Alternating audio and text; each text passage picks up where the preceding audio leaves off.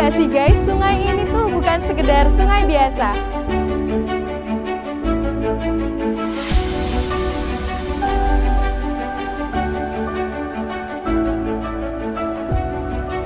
Jadi ini guys, pelabuhan baru Kota Jepara. Jadi sebenarnya benteng itu yang membangun bukan dari bangsa Portugis ya.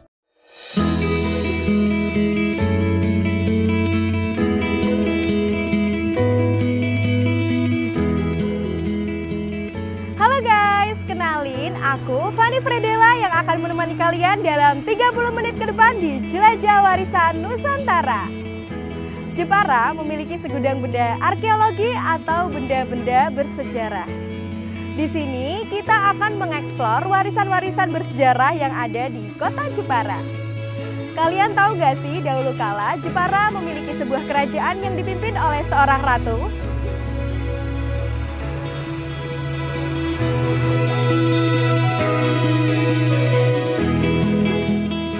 Wilayah yang dipagari tembok benteng Kalinyamat yakni Desa Purwogondo, Krian, Pargoyoso, Robayan, dan Bakalan. Namun pusat dari kerajaan diyakini berada di Krian.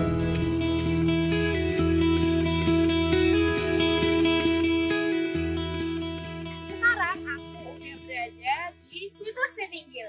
Dapat kita lihat Situs Sitinggil berupa lahan terbuka dengan butiran tanah yang agak tinggi. Dan di area Situs Sitinggil ini terdapat reruntuhan bebatuan yang tertimbun oleh tanah.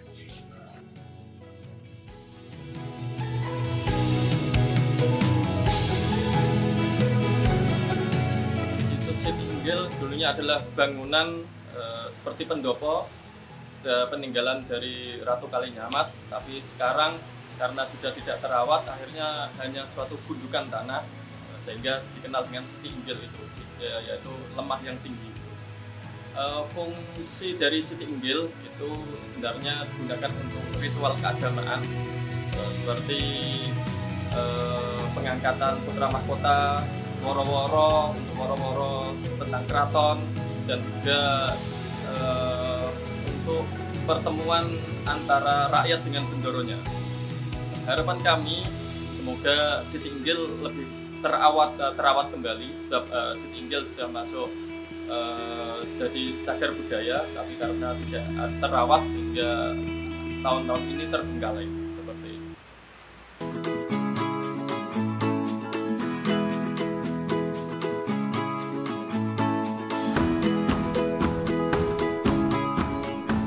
Kalian tahu nggak sih guys, sungai ini tuh bukan sekedar sungai biasa, namun terdapat sejarah yang sangat melekat. Dahulu kala, sungai ini digunakan untuk tempat bersuci diri sebelum bertapa, yakni dengan cara mandi dan wudhu. Yuk, ikutin aku masuk ke ruangan khusus untuk menyimpan batu pertapaan Ratu Kalinyamat.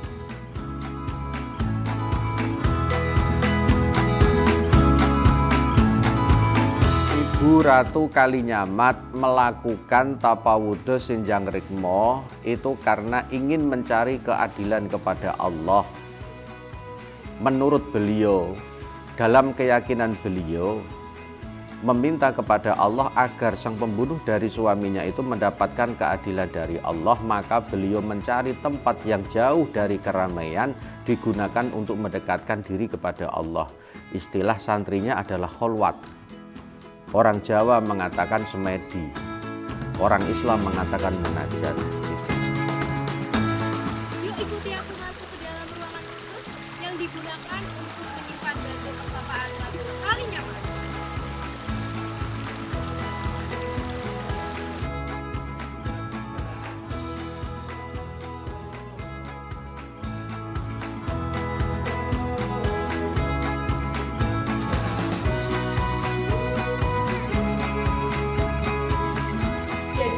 Batu tersebut sudah tidak bisa kita lihat secara langsung karena telah diamankan oleh pihak yang merawat pertapaan Sonder dengan cara dikijing dan diberi penutup berupa kayu. Di depan area pertapaan terdapat silsilah keluarga dari Ratu Kalinyamat.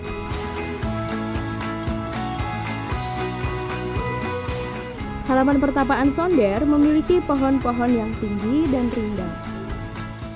Jika kalian ingin masuk, kalian akan menemukan sebuah gapura.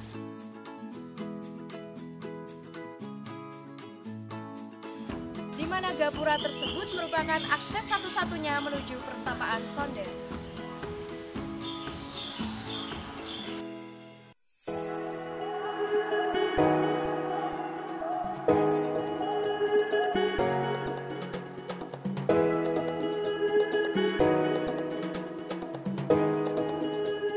Hai teman-teman, sekarang aku udah berada di komplek makam dan masjid peninggalan Ratu Kalinyamat. Yuk langsung aja ikutin aku untuk mengulik sejarah dan keunikannya.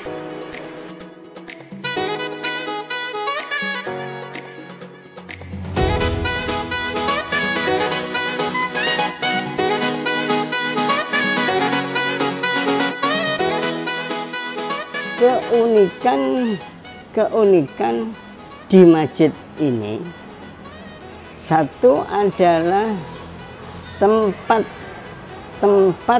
mereka berkunjung untuk berziarah, sehingga penziarahnya adalah cukup banyak. Bahkan sampai hari ini mereka orang-orang yang berziarah ke makam ini itu sehari tidak kurang dari 10. Lantai masjid ini sendiri didirikan dengan lantai tinggi, ubin dan atap yang memiliki ciri khas gaya Tiongkok. Hiasan-hiasan yang terdapat di kompleks Masjid Mantingan dapat dikelompokkan menjadi 3. Yang pertama, flora berupa tumbuhan sulur-suluran atau tumbuhan yang menjalar dan bentuk bunga teratai. Yang kedua, motif geometris atau selimpetan. Dan yang ketiga, motif binatang yang distilir atau disamarkan yang dipahat pada batu cadastri.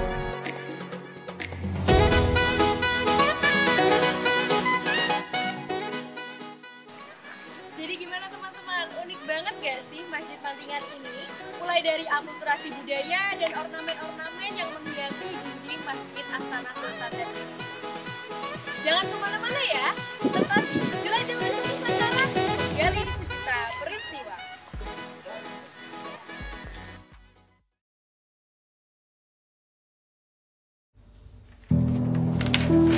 Mengalami depresi,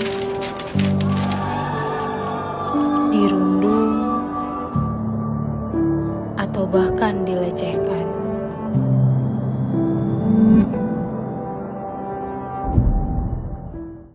Itu bukan hal yang dapat dianggap remeh. Jangan merasa sendiri, jangan dipendam, jangan ragu, dan mulailah ceritakan masalahmu.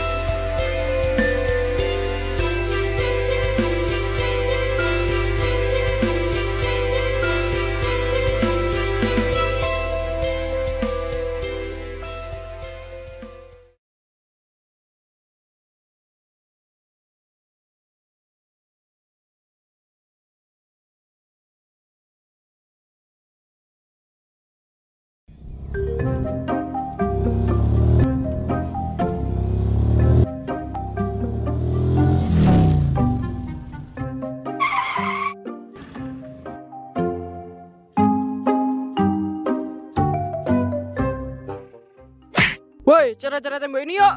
Yuk, gas.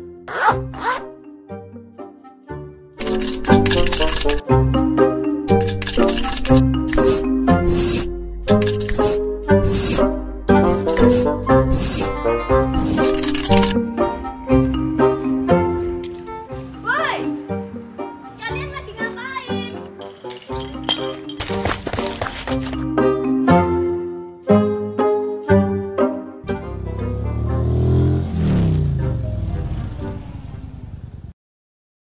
Vandalisme, jangan!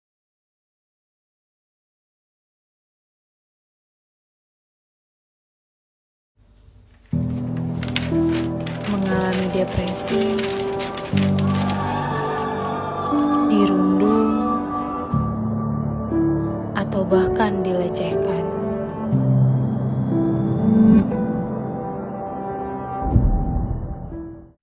itu bukan hal yang dapat dianggap remeh.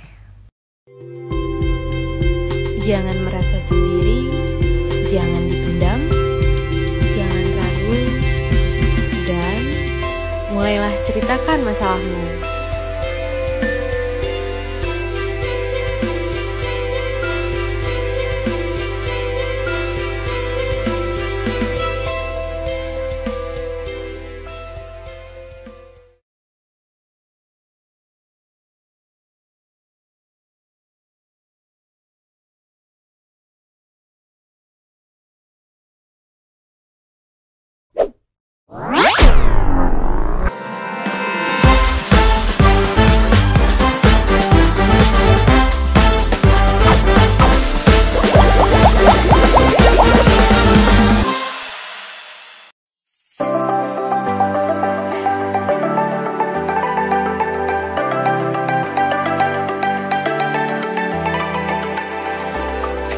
Kalian tahu nggak sih, dahulu kala Pelabuhan Jepara sangat maju dan berkembang di Nusantara. Namun, seiring dengan berjalannya waktu, Pelabuhan Jepara mulai ditinggalkan. Hal ini disebabkan oleh sedimentasi. Berbicara tentang Pelabuhan Jepara, sampai saat ini catatan sejarah yang menyatakan tahun pasti didirikannya Pelabuhan Jepara itu belum ada. Cuma kita merujuk pada catatan Tomai Pires, pada abad 15 Masehi, di Pelabuhan Jepara itu sudah dikenal oleh khalayak luas. Jadi bisa kita perkirakan bahwa pelabuhan ada pada masa sebelum abad 15. Selanjutnya setelah abad 15 tersebut, abad 16, Pelabuhan Jepara mengalami masa kemasyhuran. Apalagi ketika kita kaitkan dengan sejarah Ratu Kalinyamat. Namun, pemerintah Kota Jepara telah membuat pelabuhan baru yang lebih kecil, di mana letaknya tidak jauh dari Pelabuhan Tempo dulu. Yuk, ikutin aku berkeliling di Pelabuhan Baru Kota Jepara.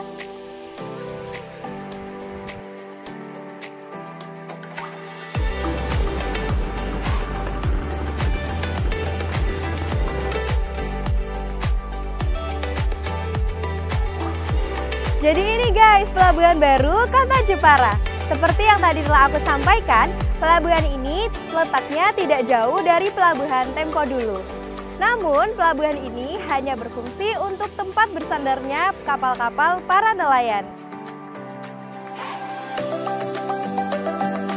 Pelabuhan Jepara mengalami masa kejayaan pada abad ke-16, di mana didukung dengan letak geografis Jepara pada waktu itu, yang berada pada lautan yang cukup nyaman untuk dilabuhi kapal, dan juga pada waktu itu adalah masa kejayaan Ratu Kalinyamat, yang mana Ratu Kalinyamat telah membangun infrastruktur ataupun suprastruktur untuk mendukung Pelabuhan Jepara sebagai salah satu pelabuhan terbesar pada waktu itu.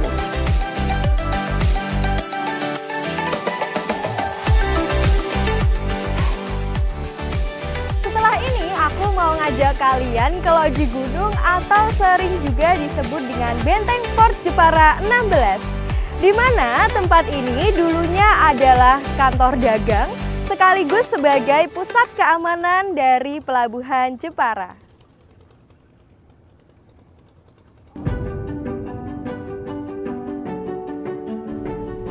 Perusahaan dagang Belanda yang dikenal dengan Verenigde Oost-Indisch Company atau VOC awal abad ke-17 yang memiliki peran sentral dalam panggung sejarah Indonesia di Jepara.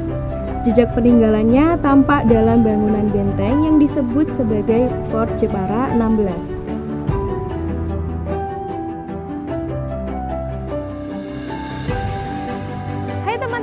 Sekarang aku udah berada di Benteng VOC atau Fort Jepara 16. Pada abad ke-16, benteng ini dibuat sederhana oleh Ratu Kalinyamat. Namun pada tahun 1615, VOC diizinkan oleh penguasa Mataram untuk membangun loji atau benteng di kota Jepara. Benteng ini terletak di tengah-tengah kota Jepara.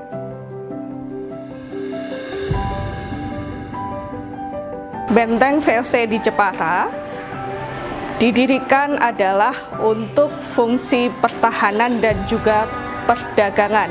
Jika kita melihat dari arah benteng, maka benteng VOC terletak tidak jauh di sana adalah muara dan sungai, yang mana pada waktu itu di Tengarai, benteng VOC berada tidak jauh dari laut yang merupakan salah satu sumber ataupun sarana dalam pendukung perdagangan maupun pertahanan untuk menghalau musuh dari arah laut. Benteng VOC mulai ditinggalkan karena pada waktu itu masa kejayaan VOC mulai runtuh. Namun kemudian ketika VOC sudah tidak memiliki kekuatan, maka digantikan oleh pemerintah kolonial Belanda. Setelah masa pemerintah kolonial Belanda, pada waktu itu benteng tetap dipergunakan, namun kepastiannya difungsikan untuk apa dan bagaimana pengelolaannya, tidak ada catatan sejarah yang dapat menjelaskan penggunaan benteng VOC. Namun pada saat ini benteng VOC dikelola oleh Dinas Pariwisata dan Kebudayaan selaku pemangku kepentingan bidang sejarah dan cagar budaya. Pagar benteng ini terbuat dari karang-karang yang berasal dari laut dan terdapat butiran-butiran hitam halus seperti arang. Selain itu, di dalam benteng Fort Jepara ini berdena segitiga dengan 3 bastion di barat daya, timur laut, dan tenggara. Kini, pada bagian depan sebelah kiri terdapat taman buah Fort Jepara yang berisi tanaman mangga, belimbing, jambu, dan sukun. Benteng VOC di Jepara ini cukup representatif untuk tujuan rekreasi keluarga. Wisatawan akan nyaman karena baik di dalam maupun di luar benteng dipenuhi dengan taman belakang yang cantik dan indah. Selain benteng VOC, di Jepara juga terdapat benteng yang dibangun oleh bangsa Portugis yang terletak di Desa Banyumanis, Kecamatan Keling. Kalian mau tahu cerita selengkapnya? Jangan kemana-mana ya, tetap di Jelajah Warisan Nusantara, menggali sejuta peristiwa.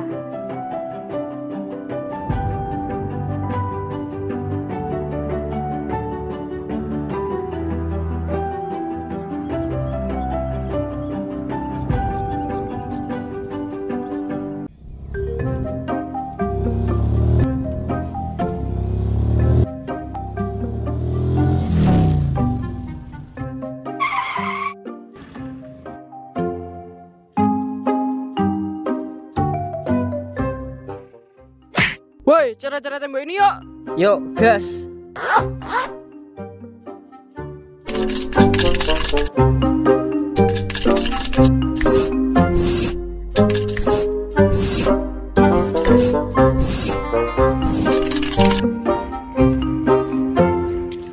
Woi, kalian lagi ngapain?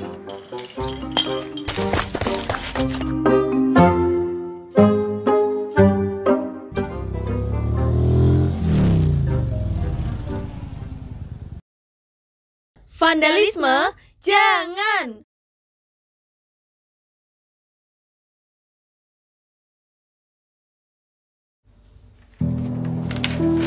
Mengalami depresi, dirundung, atau bahkan dilecehkan.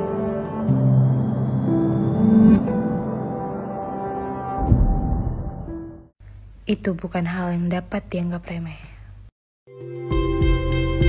Jangan merasa sendiri, jangan dipendam, jangan ragu, dan mulailah ceritakan masalahmu.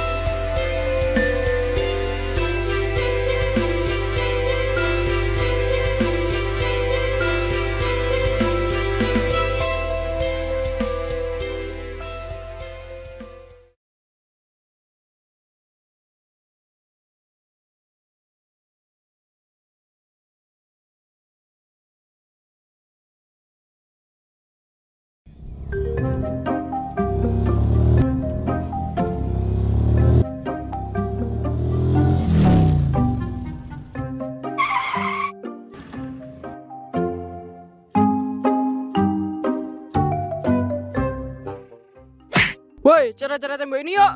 Yuk, gas.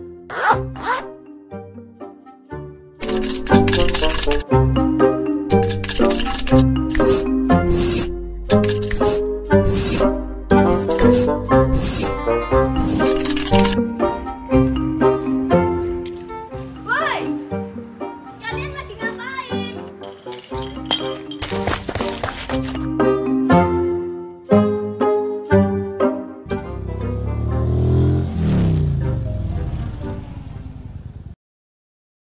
Vandalisme, jangan!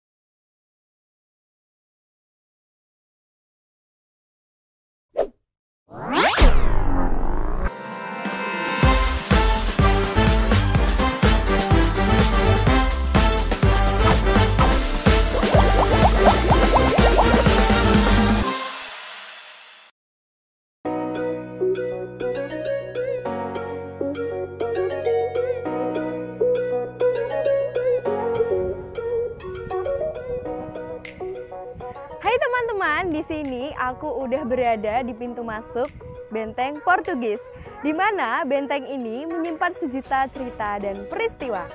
Tapi kali ini aku akan berkeliling bersama Bapak Puji. Daripada kalian penasaran lama-lama, yuk ikutin aku bercerita sambil berkeliling.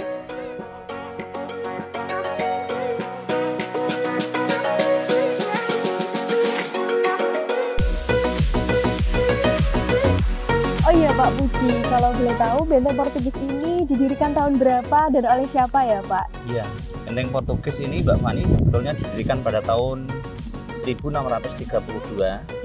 Yang didirikan itu sebetulnya adalah dari prajurit-prajurit Mataram waktu itu. Cuma itu adalah wujud kerjasama antara bangsa Portugis dan Mataram. Maka dibangunlah Benteng Portugis itu atas perintah oleh Sultan Agung waktu itu Mbak Fani. Oh jadi yang membangun Benteng Portugis ini adalah prajurit-prajurit dari Mataram yang dibiayai Sultan Agung ya Pak? Iya Mbak Fani. Oh iya Pak, kalau begitu kita lanjutkan saja perjalanan kita Pak. Mari Mbak Fani.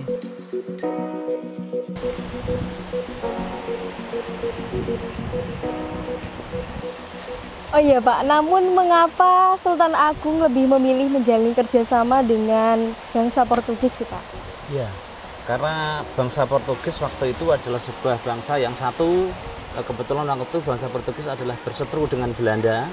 Yang kedua adalah bangsa Portugis adalah yang memiliki persenjataan yang lengkap ya. Jadi memiliki armada laut yang kuat dan peralatan militer yang cukup canggih Mbak Fani. Oh iya Pak, lalu apa kepentingan dari bangsa Portugis Pak sehingga mau menyetujui perjanjian dan menjalin kerjasama dengan Sultan Agung? Ya, sebetulnya perjanjian ini adalah sangat menguntungkan ya untuk bangsa Portugis karena bangsa Belanda merupakan saingan ya dari rempah-rempah yang ada di Kepulauan Nusantara ini, Mbak Fani. Lalu kenapa ya Pak Benteng Portugis ini mulai ditinggalkan oleh orang-orang Portugis sendiri? Kalau gitu kita langsung ke lokasi aja Mbak Fani. Kita ke bentengnya, nanti kita terangkan di bentengnya aja ya Mbak Fani. Iya Pak, mari.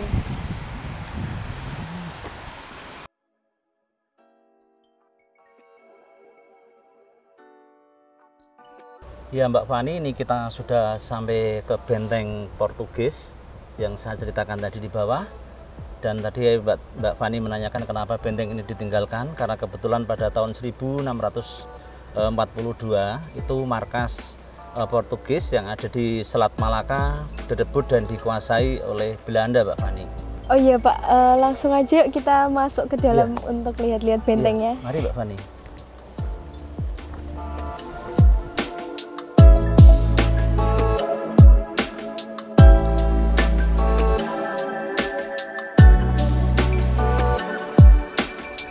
Jadi pertama-tama ini ada pagar yang mengelilingi benteng Portugis sendiri ya Pak? Iya Mbak.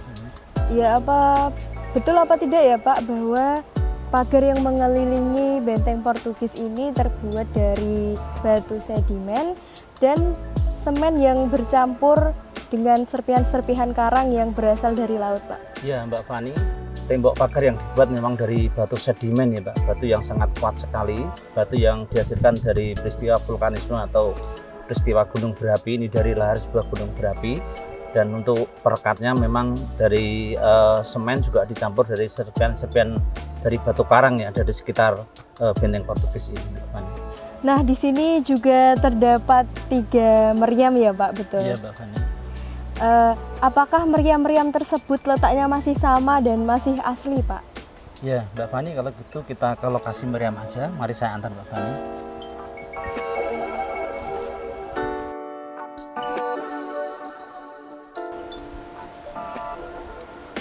Nah ini Mbak Fani, kita sudah sampai ke tempat meriam yang saya maksud tadi Mbak Fani. Jadi meriam ini apakah letaknya masih sama dan masih asli Pak? Iya Mbak Fani, meriam ini letaknya masih asli seperti yang waktu ditinggalkan oleh bangsa Portugis waktu itu Mbak Fani. Iya Pak, menurut referensi buku-buku yang saya baca mengenai meriam ini, apakah meriam ini digunakan bangsa Portugis untuk keperluan pertahanan dan keamanan benteng Pak? Iya. Jadi meriam ini Mbak Fani diceritakan, konon ceritanya ini memiliki jarak tembak 3-4 kilo ya ke arah Selat Pulau Mandalika itu. Jadi sangat tepat sekali untuk pertahanan dan juga untuk melakukan penyerangan kapal-kapal Belanda yang lalu lalang di perairan Pulau Mandalika ini Mbak Fani.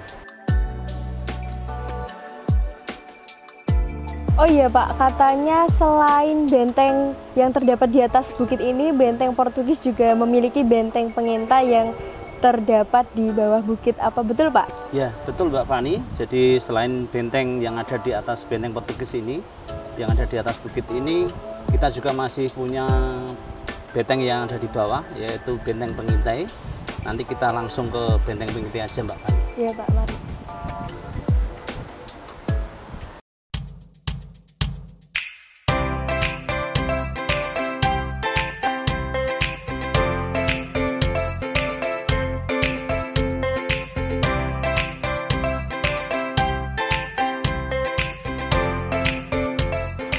Nah guys, kita udah sampai aja nih di depan benteng pengintainya.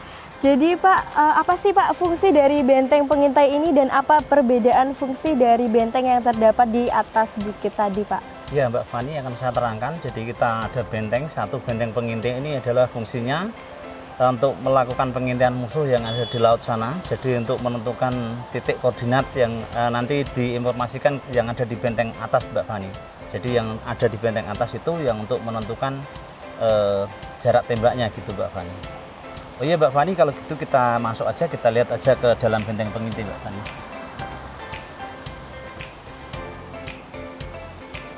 Nah ini Mbak Fani, jadi ada beberapa lubang yang dipergunakan untuk mengintai musuh waktu itu ya. Menentukan titik koordinat tadi yang ada di atas itu Mbak Fani.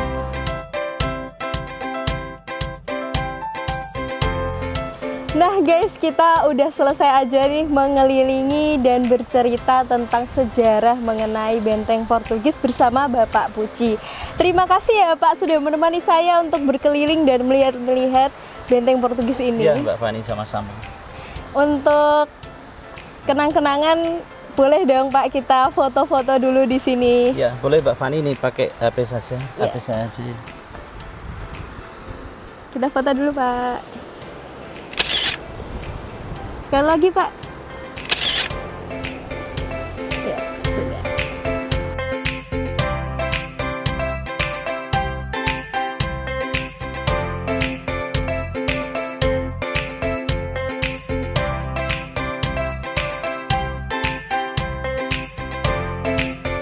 Nah, jadi gimana pemirsa?